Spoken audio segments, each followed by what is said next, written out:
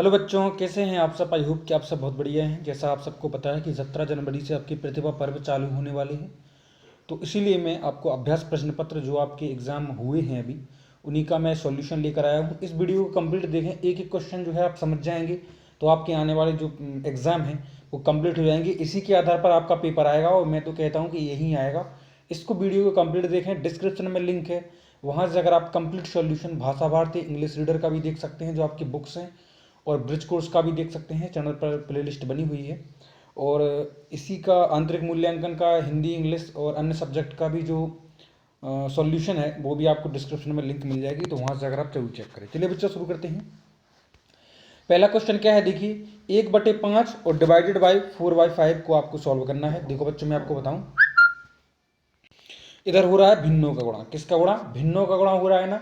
तो भिन्नों का जब भी हमें गुणा करना पड़ता है, देखिए आप ध्यान से, तो हमें क्या करना पड़ता है कि बीच में गुणा लगा के जो दूसरी भिन्न होती है उसको पलट दिया जाता है। जैसे कि 1/5 को तो हम एज वेल एज लिखेंगे, इधर 1/5 है ना। यदि आपको क्लियर नहीं दिख रहा है तो वीडियो की क्वालिटी जो है इंक्रीज कर लें, ठीक है। 1/5 तो आपको दिख रहा है। अब इधर हम क्या करेंगे, डिवाइड इधर है ना, डिवाइड बीच में, तो इधर गुणा लगा देंगे, ठीक है। और इसको दूसरी भिन्न जो 4/5 है ना, उसको हम उल्टा कर देंगे, यानी 5/4 कर देंगे। अंश को हर और हर को अंश बना देंगे, ठीक है। तो अब आप गुणा कर लीजिए ऊपर ऊपर, यानी 5 एकम 5, ठीक है, और नीचे नीचे 5 चौको 20, ठीक है। अब देखो 5/20 आपको मिल गया है, और 5/20 को आप यदि सॉल्व करेंगे, काटेंगे, 5 एकम 5 और 5 चौको 20, तो 1/4 जो है आपका सही आंसर हो जाएगा ऑप्शन नंबर 2, ठीक है। देखो एक क्लियर हो गया आपकी बात। अगला क्वेश्चन है 10�2 गुणा 10�6। देखो बच्चों, एक तो होता है नीचे का होता है आधार, और ऊपर की होती है कोई घात, याद रखना। तो जब भी आधार यानी नीचे का आधार बराबर हो ना, चाहे 10 हो या कुछ भी हो, XYZ, आधार बस बराबर हो नीचे की संख्याएं, जो घातांक हैं वो जुड़ जाएंगी। जैसे कि यदि मैं आप इसको सॉल्व करूंगा आप समझ जाएंगे। 10�2 10�6, आंसर आ जाएगा 10�8। क्यों? इधर मैंने क्या किया, 2 घात थी और 6 घात थी, तो उनको जोड़ दिया तो 8 बन गई। ऑप्शन नंबर 2 बिल्कुल सही हो जाएगा आपका, ऑप्शन नंबर 2 10�8। अगला क्वेश्चन है 2500 का 20% क्या होगा। तो बच्चों परसेंटेज हम इजीली निकाल सकते हैं, ठीक है। 2500 गुणा 100, सॉरी गुणा आ जाएगा 20, जितना भी परसेंट निकालने के लिए बोला गया हो उसको आप यहाँ रख दें 20, और बटा में रख दें आप 100, ठीक है। अब आप इसको सॉल्व कर दें। जैसे इधर कहा गया, मान लीजिए कि इधर कहा गया होता कि 5000 का 80%, तो 5000 गुणे 80/100, ठीक है। अब इधर देखो 2 जीरो से 2 जीरो कैंसल, ठीक है, नीचे कुछ भी नहीं बचा, ऊपर बचा 25 और गुणा 20, तो 25 दूनी 50, यानी आंसर आ जाएगा आपका 500। क्या आ जाएगा? 500 जो है सही आंसर आ जाएगा, यानी कि 2500 का 20% हो जाएगा आपका 500, ठीक है। नेक्स्ट है हानि परसेंट का सूत्र। क्या है? सूत्र दिया गया है। तो बच्चों हानि परसेंट का सूत्र देखो हमेशा होता है क्या, लाभ परसेंट का मैं बताऊं तो याद, लाभ परसेंट का यदि मैं बताऊं आपको, देखो लाभ गुणा 100 बटे जितने में आपने वस्तु खरीदी है, जैसे क्रय मूल्य, ठीक है। अब बस कुछ नहीं करना है, मैंने इसलिए लाभ का बता दिया है कि यदि आपसे लाभ का पूछा गया तो लाभ परसेंट का। तो देखो बच्चों, लाभ जितना हुआ है गुणा 100 जितने में आपने चीज खरीदी है। और यदि आपको हानि परसेंट का जो यहाँ पूछा गया है उसमें भी आपको सेम फॉलो करना है कि लाभ की जगह आपको क्या लिख देना है, हानि। क्या लिख देना है? हानि। मतलब हानि गुणा 100 बटे क्रय मूल्य जो नीचे लिखा है, ठीक है। तो देखो इधर आ जाएगा 100, क्या आ जाएगा? 100 आ जाएगा। हानि गुणे 100 बटे क्रय मूल्य, और लाभ परसेंट का हो जाएगा लाभ गुणे 100 बटे क्रय मूल्य। जो भी डाउट हो आप कमेंट बॉक्स में मुझे जरूर बताएं, तो मैं उनको सॉल्व करने की कोशिश करूंगा। नेक्स्ट क्वेश्चन क्या है, एक त्रिभुज के 3 अंतः कोणों का योग क्या होता है। तो बच्चों त्रिभुज कोई भी हो, चाहे समबाहु त्रिभुज, विषमबाहु त्रिभुज या समद्विबाहु त्रिभुज, ठीक है, उसके आंतरिक कोणों का योग हमेशा 180 डिग्री होता है, हमेशा, ऑलवेज, ठीक है। नेक्स्ट क्या दिया गया है, नीचे लिखे प्रश्नों को हल करें। तो भैया क्या है नीचे लिखे प्रश्नों का हल, कि आपको लंबाई दी है 6 और चौड़ाई दी है 3 सेंटीमीटर, तो आयत का क्षेत्रफल निकालना है। आयत का क्षेत्रफल ऑलवेज क्या होता है, लंबाई गुणा चौड़ाई, लेंथ इंटू ब्रीथ, ठीक है। तो लंबाई गुणा चौड़ाई, तो लंबाई और गुणा चौड़ाई गुणा कर दीजिए, तो 6 गुणा 3 कर दीजिए, तो 3 सेंटीमीटर, और गुणा हो जाएगा 6 सेंटीमीटर, आंसर आ जाएगा आपका 18 सेंटीमीटर स्क्वायर, ठीक है। क्योंकि हमेशा वर्ग मीटर में होता है क्षेत्रफल, क्योंकि उसकी दो विमाएँ होती हैं, लंबाई और चौड़ाई, इसलिए इसको स्क्वायर हम लगाते हैं, ठीक है। तो 18 सेंटीमीटर स्क्वायर, जी आंसर आ गया। नेक्स्ट क्या है कि आपको समीकरण बनाना है। समीकरण कैसे बनाना है, हल नहीं करना है, बनाना है। कैसे? x के तिगुने में 12 जोड़ने पर 32 प्राप्त होता है। तो इसको आपको समीकरण में बताना है। देखो x का तिगुना, तिगुना मतलब 3 का गुणा, ठीक है। तो हम x में 3 का गुणा कर दिया मैंने 3x। अब कहा गया है इसमें 12 का योग, तो 12 हमने जोड़ दिए हैं, ठीक है। और 12 का योग कितना है 32 है, तो बराबर 32 लिख दिए हैं। बस इतनी जो है आपका सही आंसर है, यही आपका सही आंसर है, इसी को आप नोट कर लें, ठीक है। अब चलते हैं हम नेक्स्ट क्वेश्चन पर। तो नेक्स्ट क्वेश्चन आपको क्या दिया गया है कि 2y² प्लस 3yz में yz एवं z स्क्वायर को जोड़िए।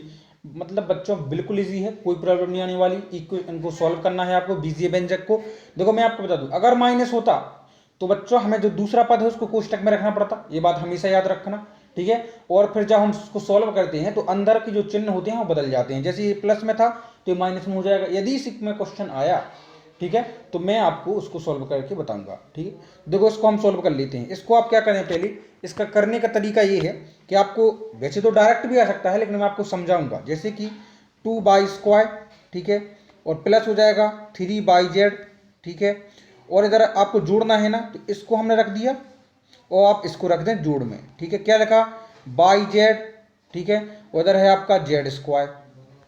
अब देखो बच्चों, सजातीय पदों को छांटिए। जो आपको सजातीय पद दिए गए हैं, सजातीय मतलब एक ही जाति के, ठीक है। जैसे कि देखो 3yz है और इधर एक लगा लो, कोई प्रॉब्लम नहीं आने वाली, ठीक है। एक yz ही है वो, ठीक है।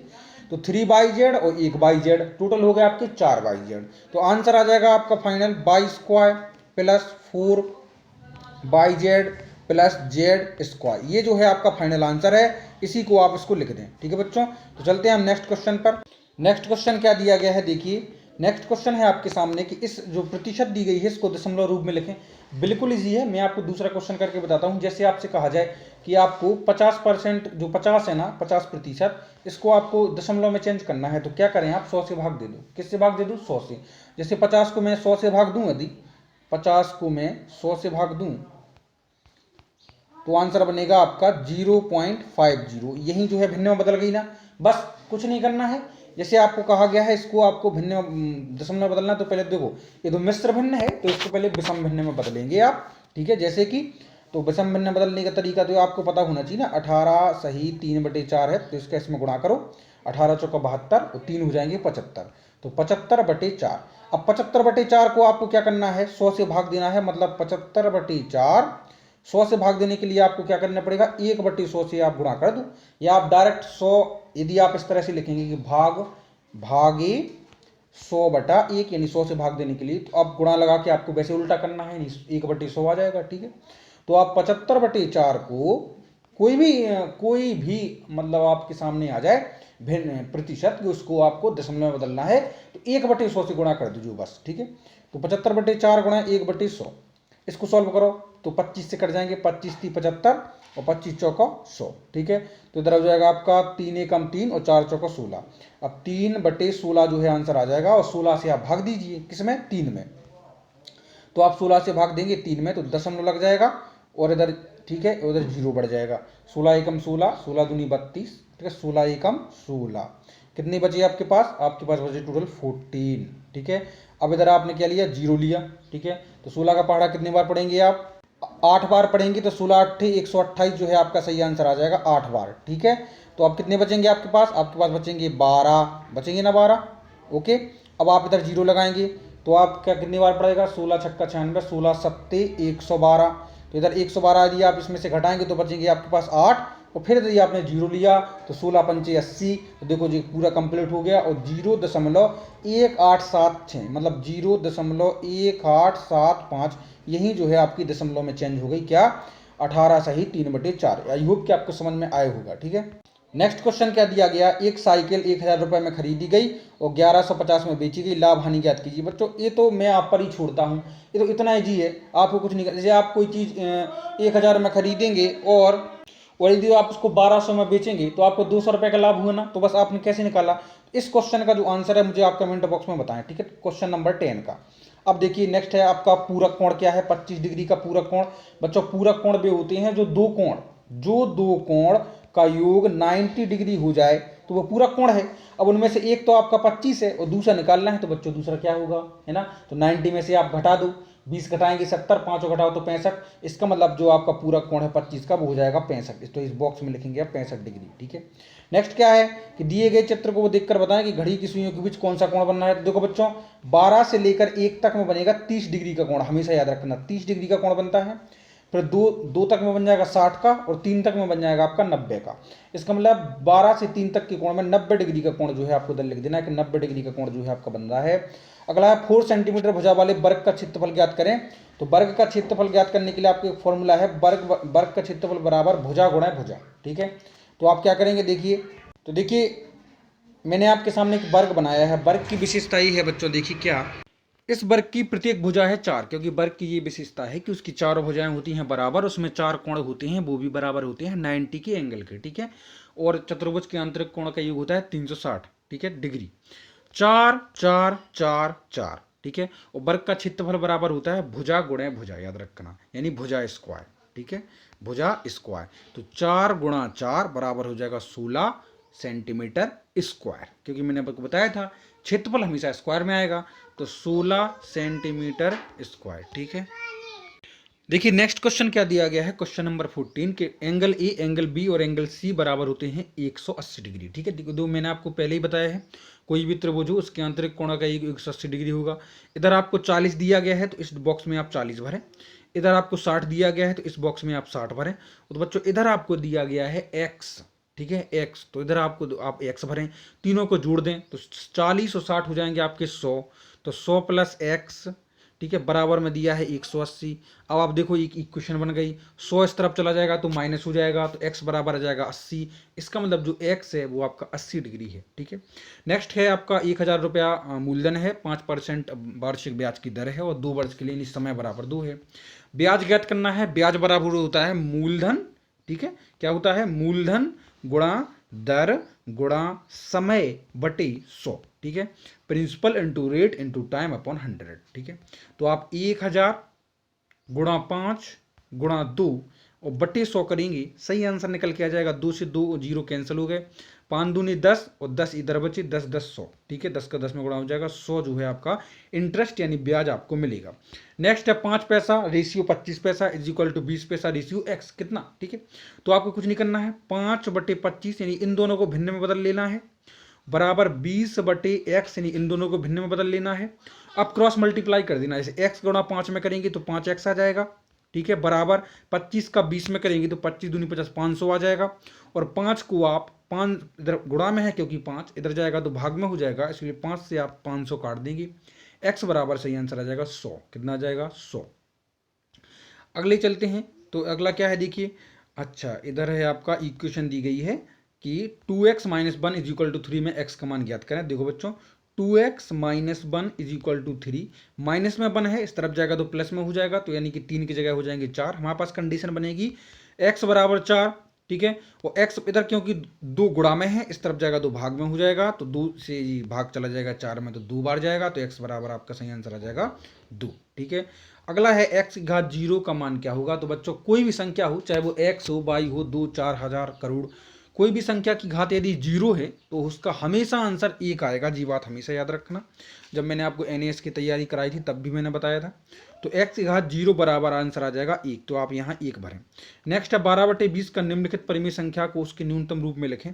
तो 12 बटे 20 को हम कैसे काटेंगे, 12 बटे 20, ठीक है, इसको सॉल्व कर दिए। ऐसी संख्या जो दोनों से विभाजित हो, जैसे 2 तो 2 छक्के 12 और 2 धम 20। ठीक है, 2 से दोनों कट गई, अब फिर से 2 से कटे, 2 तिया 6 और 2 पंचे 10, तो 3 बटे 5 जो है सही आंसर आ जाएगा 3 बटे 5। नेक्स्ट क्या है, कोण x की घात 0 का मान ज्ञात करें। देखो बच्चों इधर इस आपको इधर एक इमेज दिख रही होगी, ठीक है, चित्र के माध्यम से संगत कोण आपको दिखा गया है, इधर 70 है।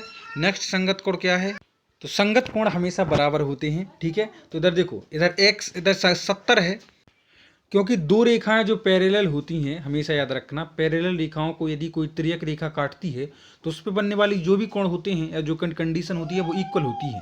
तो देखो इधर आपका 70 है ना, तो ए वाला भी कोण जो है 70 होगा, क्योंकि वो उसी जगह पर है जहां पर ऊपर कोण है। ठीक है, तो x का मान होगा 70। ठीक है, संगत कोण हमेशा बराबर होते हैं, इसको आप रीजन दे सकते हैं। इस तरह से आपके 20 क्वेश्चन कंप्लीट हुए। डिस्क्रिप्शन में लिंक है अन्य सब्जेक्ट के सॉल्यूशन देखने के लिए। मिलते हैं आपसे नेक्स्ट वीडियो में जल्दी ही। Take care.